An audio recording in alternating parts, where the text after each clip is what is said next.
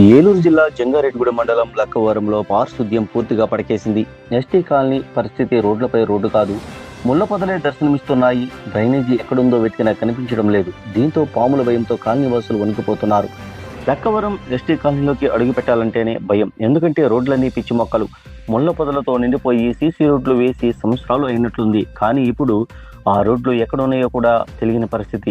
ఇక డ్రైనేజీ వ్యవస్థ అది కాగితాలకే పరిమితమైంది.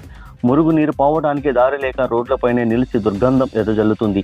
దోమల బెడద పెరిగిపోయింది. అన్నిటికంటే దారుణం, ఈ పొదల కారణంగా పాములు ఇళ్లలోకి చొరబడుతున్నాయి. పిల్లల్ని బయటకు పంపాలంటేనే తల్లిదండ్రులు అడదిపోతున్నారు. రాత్రైతే చీకటి. ఆ కాలనీలో కొన్ని చోట్ల వీధి దీపాలు వెలగకపోవడంతో చీకట్లో పాముందో తేలుందో తెలియని భయానక పరిస్థితి. మేము మనుషులమేనా, మా కాలనీని పంచాయతీ అధికారులు ఎందుకు పట్టించుకోవడం లేదు అంటూ కాలనీవాసులు అధికారులను ప్రశ్నిస్తున్నారు.